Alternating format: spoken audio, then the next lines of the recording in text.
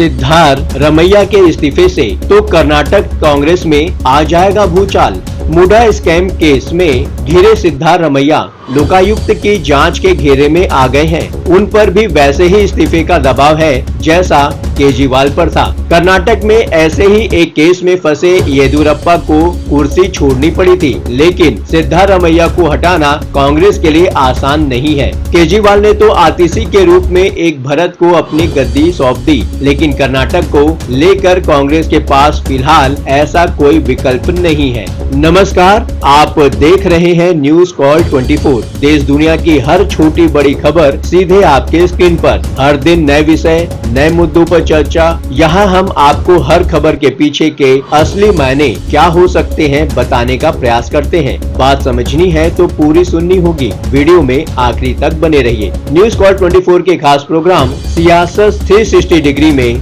आपका स्वागत है। मैं हूँ आपके साथ सुशील गिरीश। वीडियो में आगे बढ़ने से पहले आपसे निवेदन है कि न्यूज कॉल 24 को सब्सक्राइब करें, वीडियो को हाइप देकर चैनल को सपोर्ट करें। आइए बढ़ते हैं खबरों की तरफ। कर्नाटक के मुख्यमंत्री सिद्धारमैया के खिलाफ मुडा स्कैम केस में एक विशेष अदालत ने एफआईआर दर्ज करने का आदेश दिया है और भ्रष्टाचार के मामले की जांच अब कर्नाटक लोकायुक्त करेंगे। स्पेशल कोर्ट ने लोकायुक्त को 3 महीने के भीतर जांच रिपोर्ट पेश करने का भी हुक्म दिया है। मुडा केस में मुकदमा चलाने के लिए राज्यपाल थावर चंद गहलोत की मंजूरी को मुख्यमंत्री सिद्धारमैया ने कर्नाटक हाई कोर्ट में चैलेंज किया था, लेकिन उनकी याचिका अदालत ने खारिज कर दी। कर्नाटक की राजनीतिक जंग अपनी जगह है, लेकिन सिद्धारमैया उस मोड़ पर तो पहुंच ही चुके हैं जहां इस्तीफा देने की नौबत आ चुकी है। अब ये राहुल गांधी, मल्लिकार्जुन खड़गे को मिलकर तय करना है कि सिद्धारमैया इस्तीफा देते हैं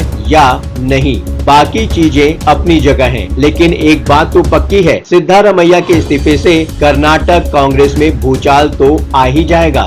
सिद्धारमैया से भी ज्यादा मुश्किल कांग्रेस के लिए हो गई है। हाई कोर्ट से सिद्धारमैया को मिले झटके के तुरंत बाद ही कर्नाटक की राजनीति में हड़कंप मच गया। बीजेपी फौरन ही सिद्धारमैया से इस्तीफा देने की मांग करने लगी। बीजेपी नेताओं को ये कांग्रेस के खिलाफ बड़ा मौका मिल गया लगता है। कर्नाटक विधानसभा चुनाव के दौरान कांग्रेस ने 40% कमीशन को बड़ा मुद्दा बनाया था। अब ये सिद्धारमैया पर निर्भर करता है कि वो येदियुरप्पा की तरह इस्तीफा देकर मुकदमे को फेस करते हैं या आम आदमी पार्टी नेता अरविंद केजरीवाल की तरह मुख्यमंत्री बने रहकर ही कानूनी लड़ाई लड़ते हैं। मुडा केस की वजह से सिद्धारमैया की अब तक रही बेदाग छवि को गहरा धक्का लगा है। अपनी छवि के कारण ही सिद्धारमैया के डीके शिव कुमार को मुख्यमंत्री पद की रेस में पीछे छोड़ दिया था और उनको डिप्टी सीएम की कुर्सी से ही संतोष करना पड़ा था। लेकिन अब सिद्धारमैया भी धीरे धीरे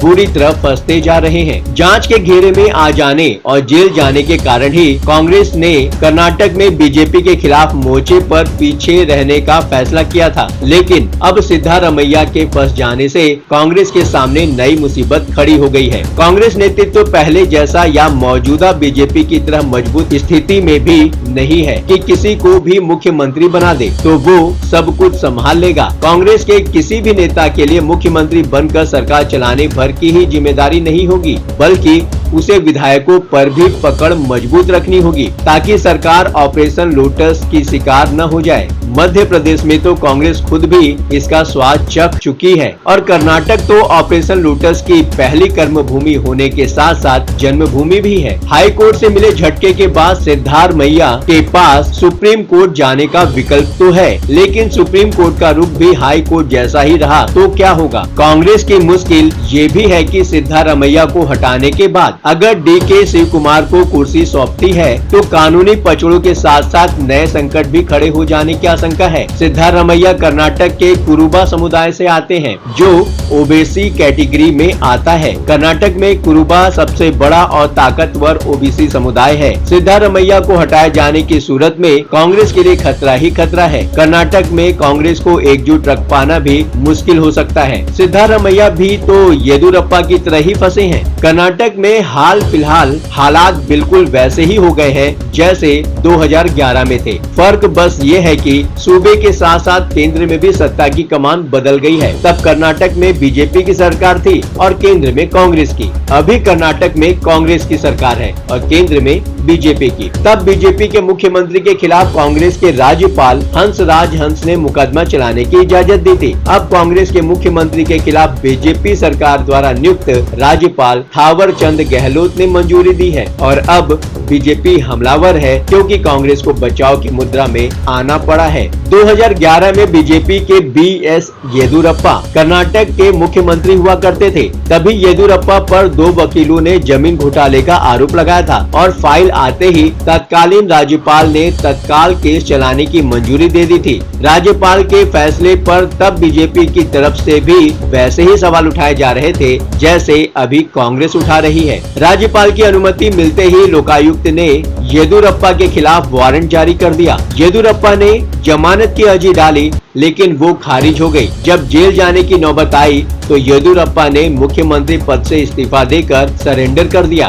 करीब 1 महीना जेल में भी बिताना पड़ा था। अब यहाँ हमें ये देखना है कि कुमारस्वामी के केस को मुद्दा बनाकर कांग्रेस कुछ हासिल कर सकती है क्या? कर्नाटक की कांग्रेस सरकार ने JDS नेता HD कुमारस्वामी के खिलाफ मुकदमा चलाने की मंजूरी के लिए राज्यपाल के पास फाइल भेजी है। राजभवन से सिद्धारमैया के खिलाफ तो मुकदमा चलाने की मंजूरी मिल गई है, लेकिन पूर्व मुख्यमंत्री कुमारस्वामी के खिलाफ नहीं। कांग्रेस के सपोर्ट से कभी कर्नाटक में सरकार बनाने वाले SD कुमारस्वामी की पार्टी का लोकसभा चुनाव में बीजेपी के साथ गठबंधन हुआ था और फिलहाल वो बीजेपी की केंद्र सरकार में मंत्री हैं। सिद्धारमैया के नेतृत्व वाली सरकार ने कुमारस्वामी के अलावा बीजेपी सरकार के 3 मंत्रियों के खिलाफ भी मुकदमा चलाने की अनुमति मांगी है, जिनमें से एक खनन कारोबारी G जनार्दन रेड्डी भी शामिल हैं। कर्नाटक में कांग्रेस के सामने कानूनी लड़ाई के साथ साथ राजनीतिक लड़ाई की चुनौती खड़ी हो गई है। कानूनी लड़ाई तो लंबी चलेगी, लेकिन राजनीतिक लड़ाई में कांग्रेस थोड़ा सा भी चूक गई तो बहुत बड़ी मुश्किल खड़ी हो सकती है। ऐसे में कांग्रेस के पास यही विकल्प बचता है कि कुमारस्वामी और बीजेपी नेताओं के साथ मुहिम तेज कर